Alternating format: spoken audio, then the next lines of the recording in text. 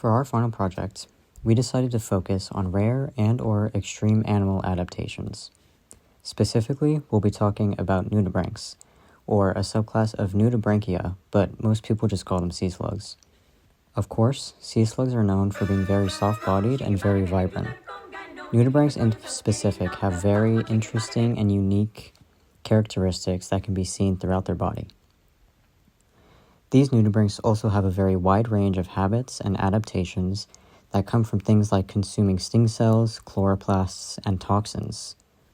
This allows them to sting, perform indirect photosynthesis, and even become poisonous. I'm Coyote Peterson, and I'm about to enter the sting zone with the Nudibranch. Let's go for it. 1, 2, here we go. 3. John, give me my arm! There are endless possibilities of things that these nudibranchs can do, and we're going to go into very much more detail about that.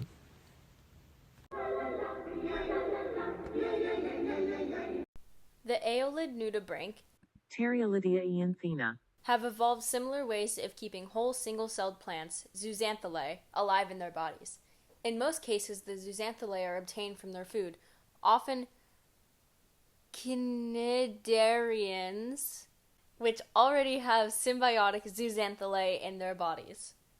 One type of nudibranch, an aeolid nudibranch, called Bergia stephaniae, is a type of nudibranch that retains photosynthetic dinoflagellate endosymbionts from its dietary prey. Furthermore, the ability of this species to retain symbiodiniaceae dinoflagellates from its prey makes this nudibranch one of the best models for ecological studies addressing mollusk dinoflagellate endosymbiosis. One of the more popular types of nudibranchs on the internet is called the leaf sheep, also known as Costaciella crocime. This nudibranch grazes, much like its herbivorous namesake, on algae, and takes its chloroplasts and keeps them within its own tissues, called serrata, for up to 10 days, a process called kleptoplasty. The chloroplast taken by kleptoplasty allows the leaf sheep to supplement its diet through photosynthesis, generally known to be performed only by plants. The leaf sheep is actually one of the only animals that performs photosynthesis, which shows that it has a rare adaptation.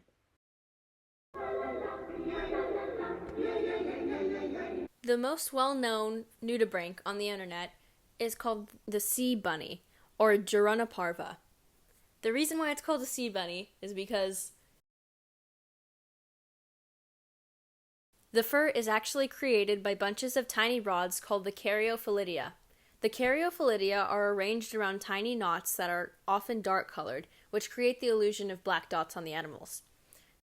The ears are actually the animal's rhinophores that function as chemical receptors that make the animal able to detect its environment in search of food and other sea bunnies.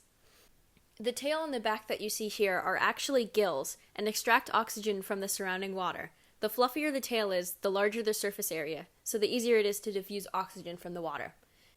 Like most nudibranchs, the sea bunny is small, often less than 2.5 centimeters in length, and it can be found throughout the Indo-Pacific Ocean, from South Africa to the Central Pacific.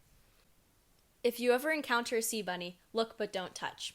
I know they're cute, but they actually eat toxic sea sponges and incorporate these toxins into their bodies, similar to kleptoplasty. This shows that they also have a rare adaptation. Another extreme adaptation that all of these nudibranchs possess is the ability to attack, consume, and steal the toxins from certain marine animals such as jellyfish and sea anemones. Nudibranchs possess a protective layer of chitin all over their body, which allows them to attack and consume these animals without the dangers of the toxic chemicals or their stings.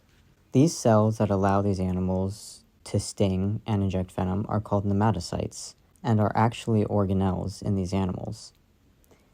Once consumed, these nematocytes are recycled into tentacle-like structures on the back of the nudibranchs. Once that is done, these nematocytes can be utilized at any time by the nudibranch in order to protect themselves. There's also another example of a nudibranch called the Glaucus atlanticus, more often referred to as a sea swallow, blue dragon, or blue angel, that has sort of a different look compared to these other nudibranchs. While most of these nudibranchs have spine-like textures made of the nematocytes, the Glaucus atlanticus, or blue dragon for now, has these nematocytes positioned in a way that has an appearance of wings, which is of course what gives it the name blue dragon or blue angel.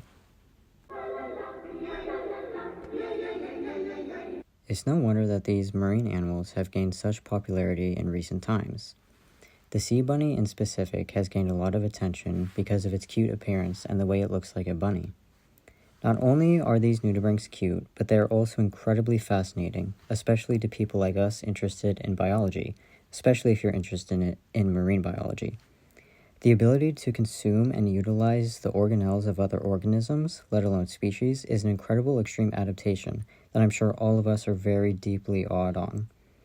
If you're interested yourself in possibly seeing some of these amazing nudibranchs in person, we encourage you to go try to find them at the tide pools here in LA, where some of them live. Thank you for listening, and we hope you enjoyed.